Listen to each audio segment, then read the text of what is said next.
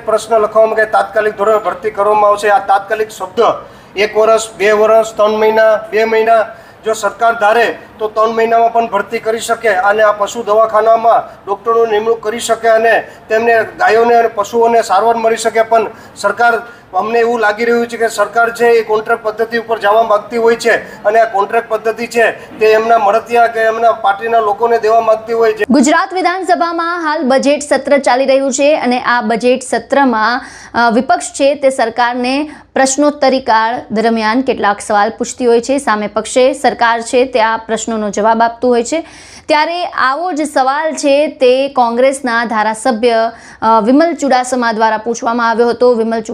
વિમલ ચુડાસમા છે તેમના દ્વારા ગીર સોમનાથ અને જૂનાગઢ જિલ્લામાં પશુઓના દવાખાનાને લઈને અને ગાયોને લઈને સવાલ કરાયા હતા। શું સવાલ કરાયા છે તેમના દ્વારા સાંભળો।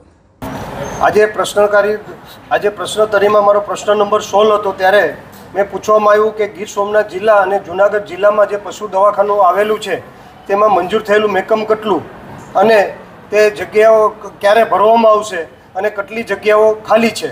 ત્યારે મને જવાબમાં દેવામાં આવ્યું કે ગીર સોમનાથ જિલ્લામાં પશુ ડૉક્ટરોની 10 જગ્યા ખાલી છે, જૂનાગઢ જિલ્લામાં 21 જગ્યા ખાલી છે અને આ જગ્યાઓ અંદાજિત અમુક જગ્યાઓ 1 વર્ષથી ખાલી છે, અમુક જગ્યાઓ 2 વર્ષથી ખાલી છે।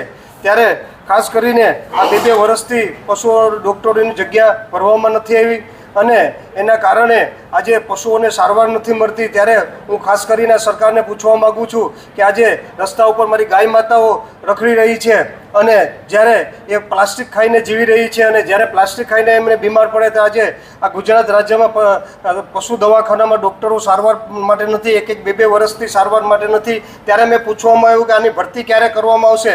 ત્યારે સતત હું આ બીજી ટર્મથી ધારાસભ્ય છે, સતત એક જ પ્રશ્ન લખવામાં કે તાત્કાલિક ધોરણે ભરતી કરવામાં આવશે। આ તાત્કાલિક શબ્દ 1 વર્ષ 2 વર્ષ 3 મહિના 2 મહિના જો સરકાર ધારે તો 3 મહિનામાં પણ ભરતી કરી શકે અને આ પશુ દવાખાનામાં ડૉક્ટરોની નિમણૂક કરી શકે અને તેમને ગાયોને અને પશુઓને સારવાર મળી શકે। પણ સરકાર અમને એવું લાગી રહ્યું છે કે સરકાર છે એ કોન્ટ્રાક્ટ પદ્ધતિ ઉપર જવા માગતી હોય છે અને આ કોન્ટ્રાક્ટ પદ્ધતિ છે તે એમના મળતિયા કે એમના પાર્ટીના લોકોને દેવા માગતી હોય, જેથી જે કોન્ટ્રાક્ટ પદ્ધતિને વધારો કરે અને કાયમીની ભરતી કાયમી માટે નાબૂદ કરવા માગતી હોય। ત્યારે જો સરકાર ઈચ્છતી હોય તો 3 મહિનામાં આ ભરતી કરે અને પશુઓને સારવાર મળી શકે। વિમલ ચુડાસમાના આ નિવેદનને લઈને આપનું શું મંતવ્ય છે, આપનું શું માનવું છે, અમને કોમેન્ટ બોક્સમાં જણાવો ને અમારી ચેનલને લાઇક, શેર અને સબસ્ક્રાઇબ કરવાનું ભૂલશો નહીં। ફરી મળીશું નવા વિડીયો સાથે। મને આપશો રજા। નમસ્કાર।